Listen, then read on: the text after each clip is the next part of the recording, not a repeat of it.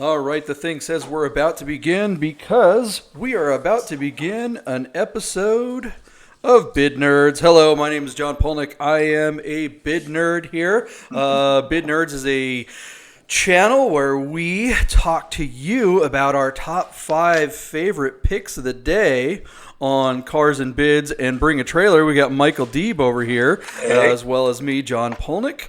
And I'm trying to get this preview thing to work here, and it's not, but that's okay. All right, Michael Deeb, how you doing today? Good, man. How are you? Hanging in, doing technical stuff. You should wake up in a good mood because you actually had a pretty good day yesterday. You crushed a lot of these bids that we did. We were both pretty close. I'd say we were both in the ballpark except for one. But you actually landed on a couple. You had a good day, my friend. I hit 2 out of 5, and I was damn close on a third one. I don't know how the hell I got it quite so right. But let's go over the numbers yesterday. Well, one more time before we get going, I just want to explain better to the audience what it is that this channel is, since I was kind of screwing around here just a second ago. This is Bid Nerds. My name is Mike. My name is John Polnick. My partner over there is Michael Deeb. What we do is we pick our top 5 favorite picks of the day on both cars and bids and bring a trailer. Those are the auction sites where if you're a nutty car enthusiast like us, you're sitting there, you're paying attention to these every day anyway. It's in the background. There's cars on there that you're like, what is that going to go for? You're guessing, you're wondering, maybe you're buying, maybe you're shopping. We're here to help poorly. We don't know what we're talking about. We are experts, but we're not very good ones. We want this to be kind of a hang every day for your cars and bids and bring a trailer kind of thing that you do. So we're going to pick our top 5 picks of the day today, but first we're going to go over our picks from yesterday and see how we did, because not only do we pick the cars that we think are the most interesting cars of the day from those 2 auction sites, we also guess what we think those cars will sell for, bid to, hammer, or not sell. So yesterday's cars, how did we do yesterday, Michael Deeb? Like I said, you had a great day. You had a couple of home runs. We'll start with, on Bring a Trailer, there was a Saab 900 Turbo. It was a really nice car. It was kind of a no-story car, had a few miles in it, but we both marveled at that car. I thought that car might reach 7,500. You took the over and went $8,000, and that car sold at Hammer for $8,000. So that's a grand slam for JP. I think we flip over to cars and bids, and there was a BMW i8 that you and I both shit all over. And it was interesting because neither one of us really knew a lot about the market for the largely electric hybrid i8 almost supercar. That was kind of anguish. You said conservatively 53,000. It was only a few grand more than where it was at with at least an hour or 2 to go. And I said 60, but we were both guessing. Well, that car hammered at 55 on Cars and Bids, which I think is still a limited audience, and it was a no sale at that price. And again, you and I really had no idea where that car was going to land. And so how'd we guess? You guessed 60, and I guessed 53, and the actual bid was 55 at no sale. 55 and a no sale at 55. So, maybe the guy thinks the car is worth more. Maybe the market says it's worth more. Maybe that wasn't the right audience on Cars and Bids. Who knows? I just don't know the market for these cars. BMW made no shortage of them. So the market is kind of, I don't want to say saturated, but they're out if you want. That car is still available. Jumping back to Bring a Trailer, there was a very interesting GT3 RS 9971. This car had some mods. This car had been beat up. This car was not very clean or well taken care of. It had some paint work. It looked like it had really been not abused, but certainly used to an extreme level, and was being kind of dumped.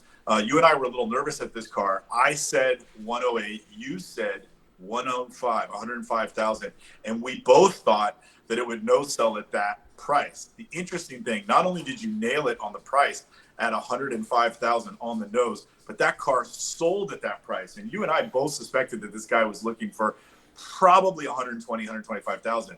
But clearly the owner knew that car needed to have a low reserve. Bring a Trailer knew it needed to have a low reserve in order to move, because it showed a lot of wear and tear for cars that are normally well cared for. So that was an interesting sale at $105,000. Staying on Bring a Trailer, we jumped down to this fiberglass 70s Ferrari 308. This was an interesting car that Symbolic Motor Car had brought back into the country from Mexico. They had done some mechanical refurbishment, clearly deep the hell out of it, nice and shiny new. Interesting car. We both weren't sure that the market is so soft on these and they have such a limited appeal. We weren't sure if the car was going to sell. So I said $118,000 and wasn't sure. You said $125,000, but no sale at that price, thinking that the owner might think he's got a real gem on it.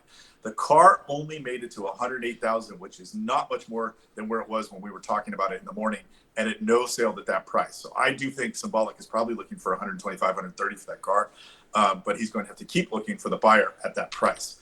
Yeah, and for the record, I had no idea what the hell that car was worth, and so I just totally guessed based on yours, and you threw me off, man. You messed up my game. I was almost there. Almost had a perfect day. Yeah, and then the surprise of the day, there it is, JP. I can't remember. I think this was like a 2009 Aston Martin DBS with a 6-speed manual. Fair miles, really nice condition, beautiful appointments. We both really think that that's a sexy car, but neither one of us would want to have to take it to the repair shop and foot the bill for that. I guessed $116,000. You took the over and went $120,000. This car hammered at $136,500, and that's remarkable simply because I think the car was really close to $100,000 in the morning while we were looking at it. So this car brought on Bring a Trailer another $36,000 and sold $136,500. So congratulations to that guy. I think he did fair for what he had. He's an appreciating asset. But anyway, there you go. Recap. All right. You had a great day, that's for sure. You nailed two. Really. I hit two on the money. Yeah, I know. Still, $53,000 and a $55,000 hammer on that i8. Still, to me, that's a win. That's strong. You're right there, and I don't think I was far off, but man, my numbers look really compared to yours. You were using your ESPN yesterday. Well, we have to figure out some kind of algorithm that accounts for because there's if we go just by dollars, like overall dollars, right? It's kind of not fair because we've got some cars are 6-figure cars and some cars are 4-figure cars, right? Is it harder to nail the 4-figure car or the 6-figure car? Of course, it's harder to hit the 6-figure car. So I don't know. I think there's got to be some kind of algorithm that we've got to build that accounts for hitting it right on the money and gives you extra. Because my over under there was awesome. I hit 2 right on the money, but then there was the Ferrari. I was way over, so that would have skewed me completely. And honestly, for the day, I think you would have done better. But that's a story for another day. When we pick up our second investor, which obviously is going to have quite a few commas in it, when we pick up our second investor, we will invest in a Bid Nerds algorithm that we will share with the public, and will be on our website, and it'll be all over. It'll be trademarked all over our T-shirts. When our investment for Bid Nerds is 4, 5, and 6 figures as opposed to 3 figures. I think I spent 2 figures on this microphone, and it's a piece of shit. So all right. Well, let's move on to the cars that we think are the most interesting cars of the day. Now, here's something that we get from people asking us all the time. It's like, hey, that wasn't the best. People like to point out that there are other cars on the 2 different sites that are definitely better than the cars that we pick. We don't pick based on what we think are the best top 5 cars. So our top 5 are not the best cars on Bring a Trailer. They're just the most interesting to us for the day.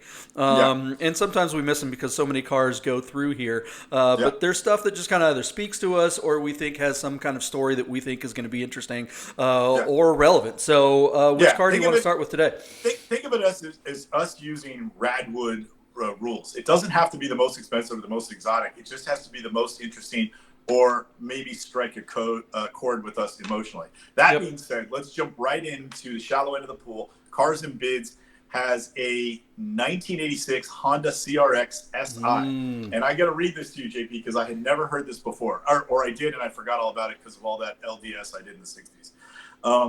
This CRX stands for Civic Renaissance Experimental. Did you know that? I did not know that. I did not know that. I am exactly this age. This age when I knew, found out about that. Thank you, Doug DeMiro, our honorable bid nerd of the day, who educated JP and myself that Civic Renaissance Experimental is what CRX stands for. Anyways, this car has a fantastic story, and a lot of times you're buying the story and not the metal. This is owned and offered by the son of the little old lady who is the original owner of this manual transmission red CRX that has literally 100,000 miles on it. Allegedly, she got hit while driving by a 2x4, and they had cracks in the front clip and dents and some things that I guess they never really addressed. So it sounds like mechanically this car is unmodified and a gem and has been driven on the semi-reg for 34 years. Am I doing my math right, JP? 34 years this car's been driven by a little old lady. But it sounds like if somebody picks this car up and spends a little bit of money on a cosmetic refurbishment, you would have what is essentially a super well-preserved, very new-looking and untouched CRX, which I think is really effing cool. JP, in our humble opinion, this car is a Momo prototipo and a set of aluminum wheels away from being really freaking cool. Maybe an exhaust too. So anyways, I always loved these cars when I was younger. I will say that video games like Gran Turismo and Forza have ruined me because all I want to do is an engine swap to like an Integra Type R motor and a limited slip differential. But I think these cars are pretty cool, and they're certainly having their day with Radwood and the proliferation of all things cool from the 80s and 90s. So, I mean, okay. Look, thank God for the internet, right? I mean, this is why these sites are so good, is that, you know, not only do you get a story, like in the old days when you used to buy a car, you get to open up the newspaper and you see a want ad and you hear little old lady selling a car, cream puff, one owner, sold by the grandfather, and you get out there and it looks like this piece of shit. This thing is a hunk of effing crap. I love it, but it's going to need so much work. This is way beyond, a steering wheel and some buffing out and maybe a couple parts here. This thing is trashed. It's from Florida, which we always say, be careful of cars on the East Coast, especially ones on the Southeast. Sarasota, Apopka. Yeah, I mean, how much rust is under this thing? I mean, the holes in it. I mean, I do appreciate that it was probably not driven hard, which is great. But one thing that you don't have to worry, like, okay, if you're looking at a classic BMW or a classic Mercedes or Porsche or whatever, you kind of want to go, all right, how was it treated? You know, because you don't want to have to experience mechanical problems, because mechanical problems are very, very difficult to deal with on on an old 70s or 80s BMW. Not on an 80s Honda. That's the easiest thing to take care of. The hardest thing to take care of is these cosmetic parts. Where the hell are you going to find parts for this thing? I want a clean one of these so badly.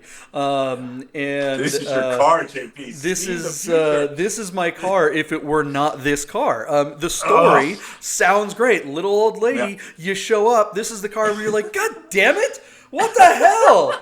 You know, and you get back in your car and you drive home and you open up the Auto Trader and look at black and white pictures again. I mean, this is how the internet saves us. Me staring at this ad is like an Irish plumber looking at Niagara Falls going, I think I can fix it.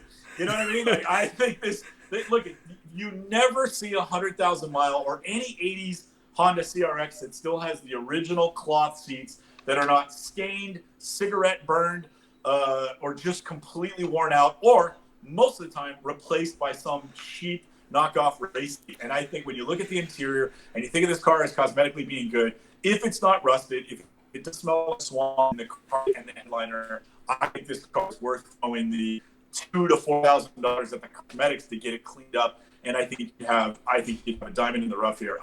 The cosmetics on this car don't scare me nearly as much as what you say about the possible water intrusion from the dew. What is it? The dew the dew reading or something, and The at 2 point, Dew yeah. Factor, the dew point, yeah, there it is in Florida, which is all they talk about down there. So JP, you may have a point. This car could be just total trash and a waste of time, but I look at it and it gets my juices flowing. I'm like, man, that car is right there. I'm just wondering what car you're looking at because it's not the same one I'm looking at. What's your bid, Michael D? Oh man, so I think somebody's going to agree with me and fall on their face. I think this car brings $7,700. $7,700. All right. Yeah. Yeah, it needs a lot of work, and I mean, I think it needs at least. God, I mean, it's going to need a paint job, body work, sourcing parts. Hopefully, there's no rust underneath, which, of course, there's going to be. Yeah, at least $5,000 to $8,000 worth of work to get this thing up and running. To get it to be nice, to be a driver, okay. But the thing is, I don't necessarily disagree with you on the value. It is a 80 CRX SI. It is an SI. It's not a DX or an EX. It is the one you want. 91 horsepower in that SI yes. drivetrain. So this car, before we move on, it was this or a Scirocco. Back in the 80s. Those are the two cars that were kind of like, that's what you got, one or the other. And it's interesting because whichever one you got when you were 16 set you off on a trajectory that went one way or the other. It's that's like you buy this car, you're now in the JDM world, and the rest of your automotive life goes towards Lexuses and NSXs and stuff and Supras. Whereas if you bought the Scirocco, you're on the fast track or slow track in my case to Porsches. So and BMWs. Yeah, and BMWs and Hardick. And they fought each other, right? So when Honda took on VTEC, which is variable valve timing to give the cars a two-stroke feel, it's VTEC Yo. Yeah, VTEC, yo. And then Volkswagen dropped the VR6 and put that in every one of their platforms, and that was tremendous power to continue to stay in the fight. So I also would assert that this car, if it were on, despite its cosmetic challenges, although maybe everybody agrees with JP and the BAT community would tear this car apart for being in Florida and cosmetically needing a lot of attention, I think this car might bring $11,000 or $12,000 if it was on BAT. Yeah, I think you're right. They are, but it's still, I don't know. Getting that car this would be a great winter project. So if you're in one of those states where you're locked down and stuck inside for the next 3 months or 6 months, what a great car to have in your garage and to restore. Because coming out on the other side would be pretty great. You could fly to Florida, do an oil change, and drive it home to almost anywhere because it's front-wheel drive. Yeah. You wouldn't need to change oil. You just pour sand in it. It'll drive forever. So my bid, your bid was what? 8,000 or 7,700. 7,700. Okay, my bid. It's $4,000 right now. How long do we got to go on this one? Good question. It is 3.5 hours. 21 bids. Yeah, this has got some action. I think you could be right, but is it going to double between now and then? I'm gonna say 6,500. Wimp. All right, cool. Good job. All right, let's see. Where do you want to jump to? You want to let's go over to Bring a Trailer and talk about this this turbo 944, since that's kind of in the same era. Cool. Sure. Yeah, it's actually very similar in that it's a red 1986 Porsche 944 turbo. This is a real no-space car. Cosmetically, this car, I think, meters well. It only needs 44,000 miles. It's a manual transmission. It does come with the certificate of authenticity, shows that this car came with sport shocks, but it's not the full MO30 sport suspension, which is a little bit more tuning than just the shock absorbers, and it does not have a limited slip differential. That being said, 944s over the last 2 years, JP, have been on a very steep trajectory, and cars are starting to bring real money. This car has some miles on it, so I don't think you'd be afraid to drive it. You bought it with 44,000 miles and drove it on the weekends for a couple of years and put a couple thousand miles a year on it, and went to sell it a couple of years from now with like 58 or 60,000 miles on it, I don't think it would hurt the value. I think as the market for these increases, you could drive this car and still have an appreciating asset because of the direction 944s, in particular turbos, are moving. This is a really nice, non-messed up, non-modified, non-wrecked car that you could show it at a car show. I wouldn't call it concourse condition, but but I still think this is a great quality car, almost investment grade. That you'd be spending a few extra dollars, but to have a nice one that you could drive and then get, close to the top of the market for yours when you decided to sell it. So with 4 of Florence, not Italy, but South Carolina, this car's $21,200. What do you think? Boy, talk about the opposite of the last car. This thing is immaculate. I mean, this thing. It's spectacular. I don't know if I've seen a 944 this clean since I've seen a new one. Right. I mean, look at this darn thing. Yeah. We sold Gary's car for like 55, 60,000, but it was exactly like this. It was red, black, 86, but it only had 4,500 miles on the car. But one of the front fenders had been repainted. And that's the only reason why we didn't get more money for it. Yeah, and this body style in the 944, how they cleaned up the front nose and they put that rear valance on it. I mean, the 944 designed in the 70s, always kind of, I remember in the 80s and 90s, that was kind of the problem with the earlier 944s is that you wanted a newer Porsche, and this had most of them had the big bumpers and just kind of had that old feel. And so this, man, they just cleaned it up. It was kind of like what they did with the 911 with the 944, but they did this, with the 964, but they did it 5 years earlier, right? So, the 951, which is, I'm surprised they're calling it a 944, but, whatever.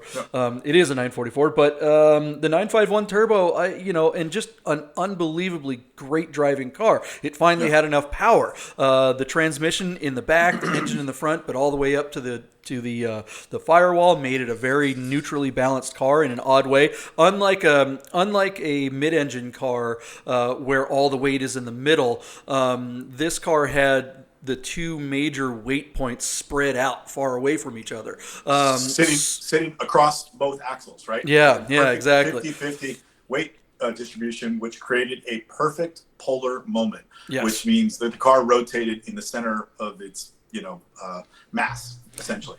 But without the turbo or the 16-valve version of the S, usually it was pretty lacking in power. So you really had to wind the living daylights out of it in order to really kind of get those higher performance levels. So the 944 Turbo, great car. I know the turbos can be persnickety. They are a little bit hard to maintain, but not by 930 turbo standards. That's for sure.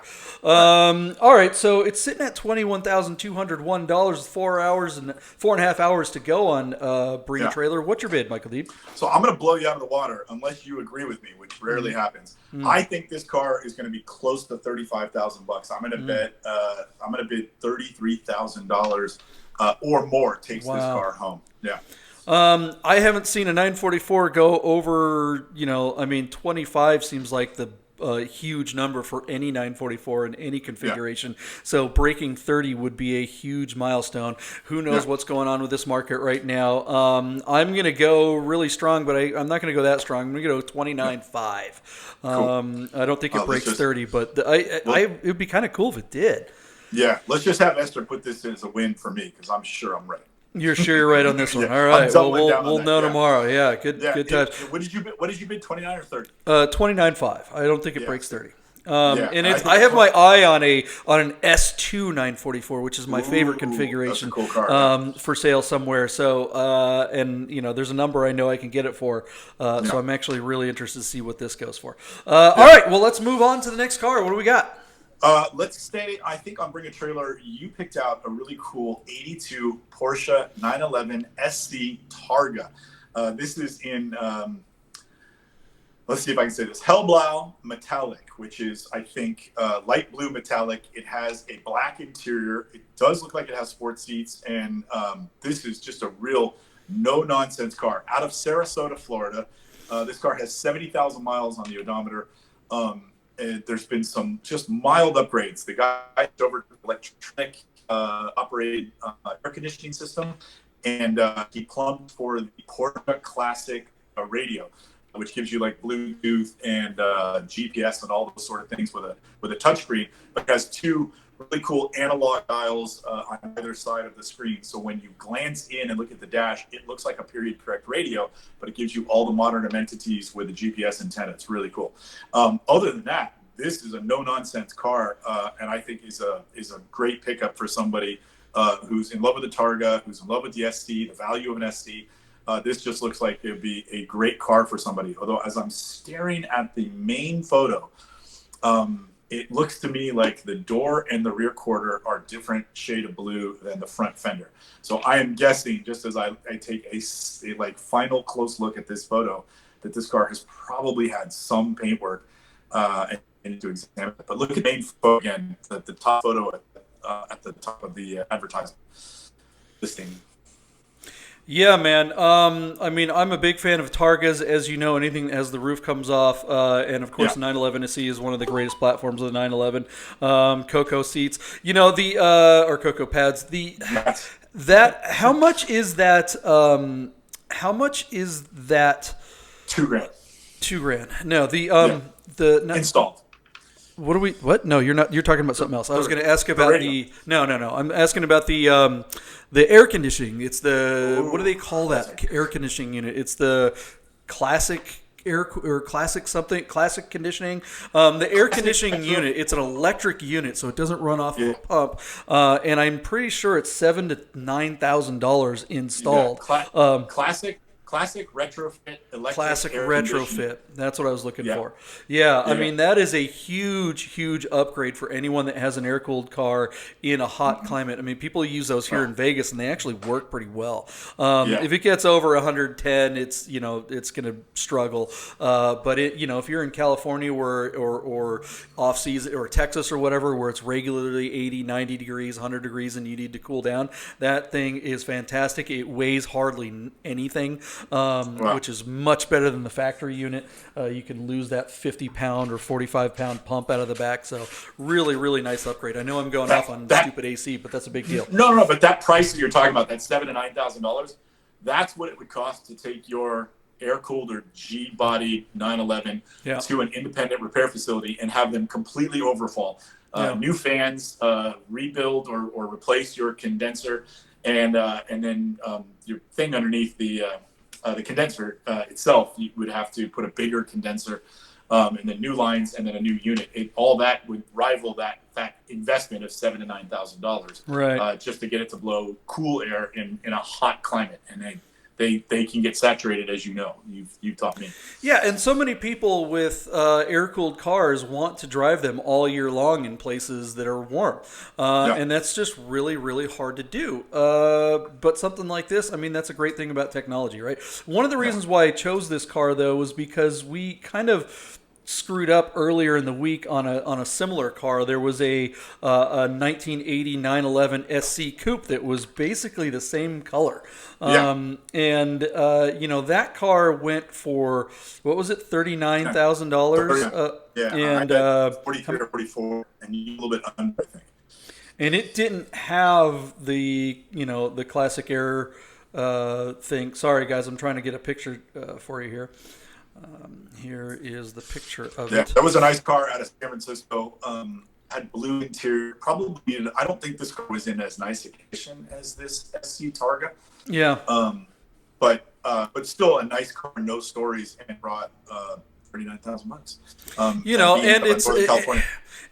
It'll be interesting to see the prices, what the Targa goes for. A Targa in better condition than a coupe in slightly lesser condition. How will that equal out? Because typically coupes get the premium, Targas right next to it, then cabs are down here. So will the nicer condition bring the Targa up to the same level as a lesser coupe? We will see. What's your bid? I'm going to bid yes. That coupe out of San Francisco brought $39,000. This slightly nicer Targa out of Sarasota, Florida, I'm going to bid $38,000. And that's $38,000 for a Targa. Yeah, and where is it sitting right now? It's at $34,500. So it's 34 and a half. Yeah. So I don't think that's crazy. I don't think it's nuts either. It would be surprising if it broke 40 or whatever, but I think you're right. So it's only, how many bids does this thing have so far? Did we take a look right now? Yeah, it is 43. A lot. 43. Okay, so a lot of people are paying attention to this thing. I'm with you. Okay, I'll go over. I'll go 39. There you go. Nice, Yeah. nice. I think that's a smart bid. Yeah. All right, let's jump up. I think let's see. We have a Mercedes Benz that is on Cars and Bids. Um, a week ago, you picked that older 560 SEL. What is that? The 126 Pro platform, if I recall. Yeah. And this is a W140 platform. So the way that car spoke to you, this car speaks to me. And you have to understand, JP, my first job in the car business was with Mercedes-Benz in San Rafael in 1999. And at that time, the brand new S-Class rolled in. And so the last of these older S-Classes were basically the fodder for our used car inventory. And I got to sell, I think, one or two of this particular model that's called the Grand Edition. This is an S500 with 140,000 miles, offered out of Frankfort, Illinois. The Grand Edition was basically a cosmetic package that did monochromatic obsidian black metallic paint, which looked beautiful. It had a sort of two-tone beige interior with a very dark wood trim. These cars had like two-layer glass. It almost looked like bulletproof glass. When you lowered the window down, you saw two pieces of the glass that were at different lip heights. This was really the last of a golden era for Mercedes-Benz as far as build quality and being sort of ahead of their time with features and amenities.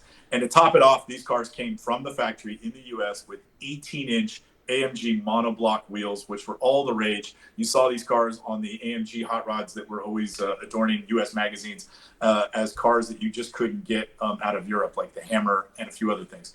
I love this car. They're faster than you think. They're super luxurious. And to me, this was the gold standard for being a baller back in the day.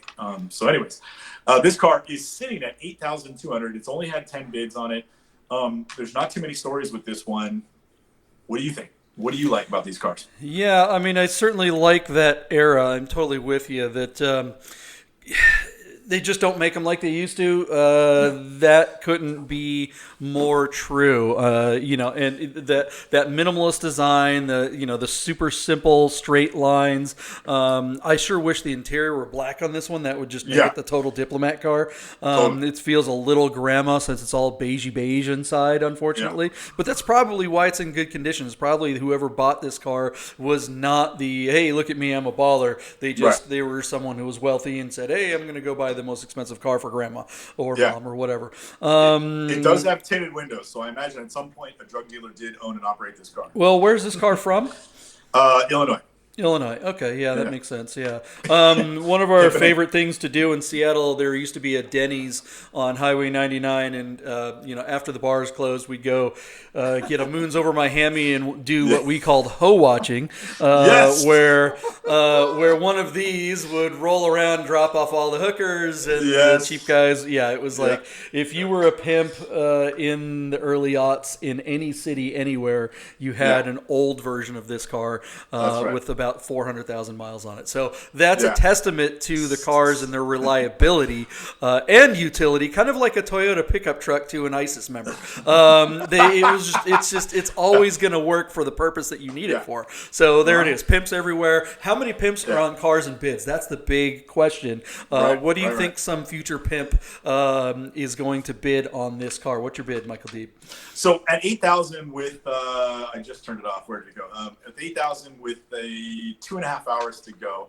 I think this car, I like this car. I think it's still an unbelievable value. That's funny. I didn't even write my bid in, but I think this car is going to bring $12,000. Yeah, I'm shocked that it's even at $8,200. Not that I dislike these cars, but they've just been undervalued. They're just it's just not a car that people are really super into. And there's 38 bids in Illinois. I mean, how much snow is on the ground up there?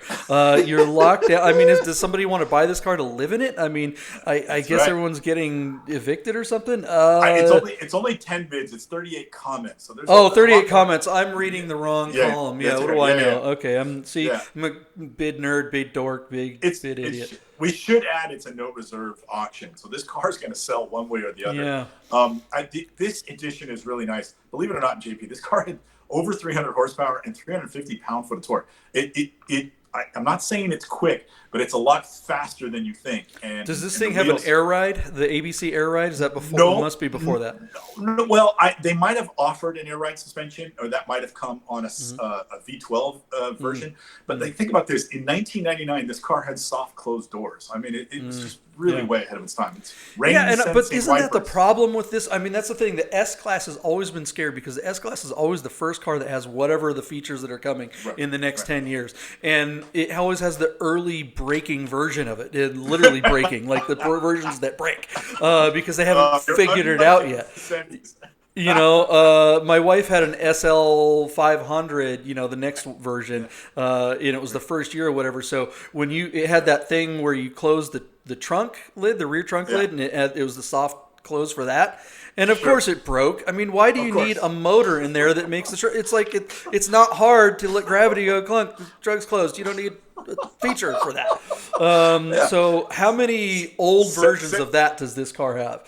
Right, said the guy who was weaned on Scirocco's, where you could let the gravity close and the latch would break, right? Yeah, I mean, Scirocco's had no features at all. I mean, my heat didn't even work in that piece of shit, or those pieces of shit. I had many Scirocco's. Anyways, okay, so your bid was what, 12? 12 grand, what do you think? 12 grand? I don't think it breaks 10, man. There's no way. 9,900. Grand edition. I want it.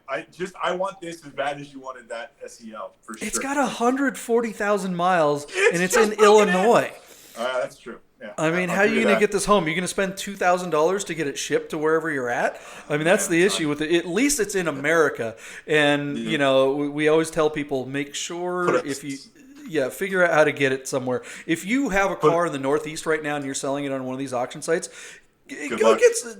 look around, find out how much it's going to cost to ship it to, say, California or somewhere south. So at least you can answer that question, and you're not blowing off potential buyers, because people will be asking that kind of stuff these days. That's good advice. All right, moving on to the last car of the day. This is wow. Eventually, audience, we will get to a point where we have a pick of the week, and this would have been my nomination for the pick of the week. We have here, and I encourage you to go down and watch the 20-minute video. There's a couple of videos on this listing. It's a 1976 Datsun 280Z, and this is a literal barn find. Basically, the original owner of this car drove it home, wanted to do some modifications to the car by changing the radio, and a couple other little things. So he took the bumpers and the center console off this car, ran out of money, and this car has sat for 44 years in a garage in, I believe, Hershey, Pennsylvania. Basically, a guy who owns a Z in the neighborhood is friends with the next door neighbor. And he said, my neighbor's got this car, but he won't sell it. Well, after many years of asking, this guy finally decided to sell the car. And the people involved with this project did it right, and they filmed the entire thing. So you watch this car coming out into the sunlight for the first time in years. You watch this car get videoed by detailed by a professional detail shop, and they take great pains to preserve and bring this car back to its original glory.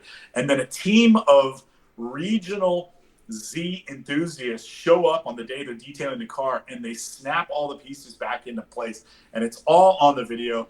I encourage you to watch it. 355 original miles, and I'm guessing this car could go over 400 miles on a tank of gas. So it's entirely, it's hard to wrap your brain around. This car has never had a fill up in 44 years. That is basically a brand new Z sitting there in Hershey, Pennsylvania, on offer at $110,000. In the middle of last summer, the guy who owns the, oh my God, what's that mint? The Franklin Mint. The owner of the Franklin Mint decided to sell his dark, like British racing green 240Z, and that car brought an extraordinary $300,000 and nearly broke the internet. Basically, Bring a Trailer shut down the comments to allow basically the two bidders to fight over that car. And not only did it break 100, then 150, then 200, and ultimately the car sold for a hammer price of $300,000.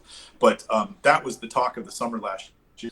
Now, I have written some numbers. I don't want to drone on too long. A 240Z had 150 horsepower. A few years later, they went up to the 260Z, but tightening US emissions meant the 260Z showed up in America with only 140 horsepower. That car was on offer about 1 year. The following year, they brought out the 280Z, which with the larger displacement and the emissions allowed the car to bring more horsepower to the U.S. at 170. A 240Z, however, with 2,800 pounds. And about 5 years later, when the 280Z arrived, that car weighed 2,900 pounds. So even though it made more horsepower, it came with a big weight penalty. Body work of these cars is largely the same. The car is a little bit heavier, but makes a little more horsepower. It's a little less rare. 240Z made about 148,000 for the U.S. market, or maybe total worldwide.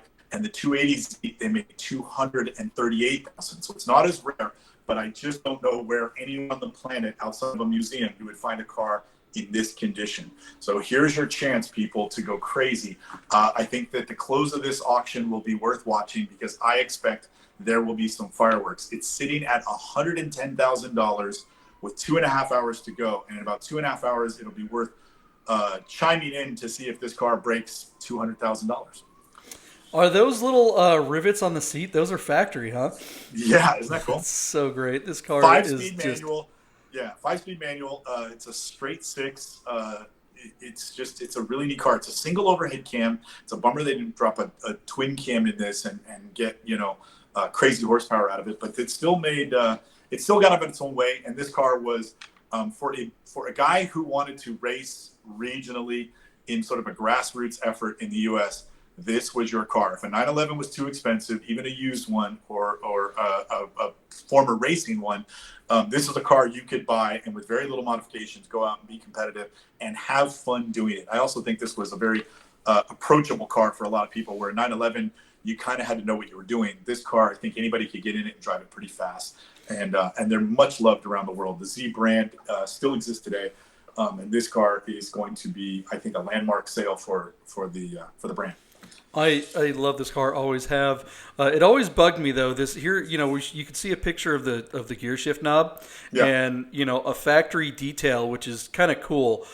Maybe even you could say unbelievably fantastic. They always had these the little tie offs to the boot, because it was a leather boot, and they had the exposed leather tie off. I always thought though that exposed leather string, that strap, always made the boot look worn. Like even in a perfectly, this car is in absolutely immaculate, perfect, brand new condition, and it looks like your first glance on the interior is like, the thing's kind of worn out. It's like, what the hell? It's like, no, that's just a factory thing. Stupid little detail. Absolutely love this car. In that 20-minute video, when the detail is done and all the crew are like snapping all the pieces onto the car and they're filming it, and it's a little bit slow motion, and it's a very softly filmed moment. They show a guy literally tying that leather thing in a bow, and it's like a very sexy close up of this guy using his fingertips and gently tying that little leather piece in a bow that you speak of, JP. They highlighted that in the video. It's really cool. Was it a 280 that in Fast Times at Ridgemont High? That wasn't a 240. It was a 280, wasn't it? Oh, I've seen that movie 100 times. But I can't tell you exactly. Wasn't it orange at least? Yeah, it was like gold or something like that. Yeah. I don't know. It's pretty cool. That's pretty funny. My dad's a TV repairman. He's got an awesome set of tools. That was the Firebird, right? That blew up. The Firebird. Yeah. Oh, it was the guy.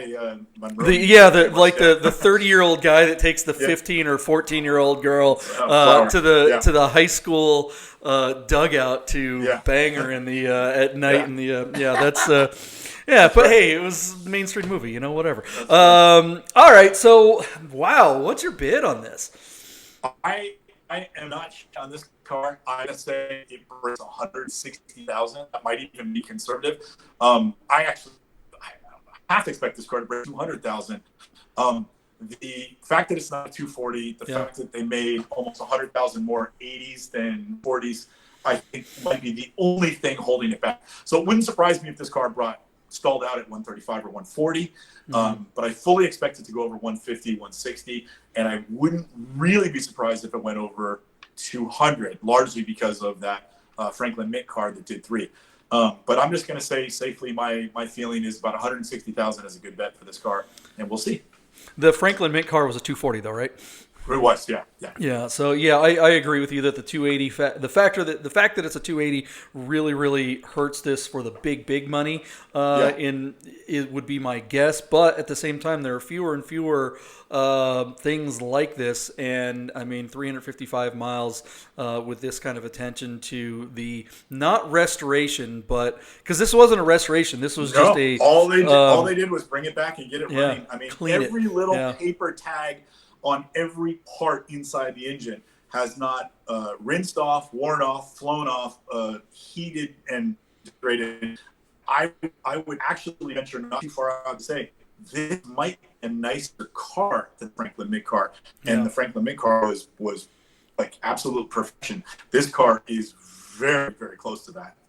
And it's too bad I wonder who's lurking. Like, is Adam Carolla sitting there waiting to add this to all his, all his Nissans and stuff like that? I think a buyer like that would easily swoop in and go over 200. And because my bid's going to be 210. I think it goes another 100,000 over this.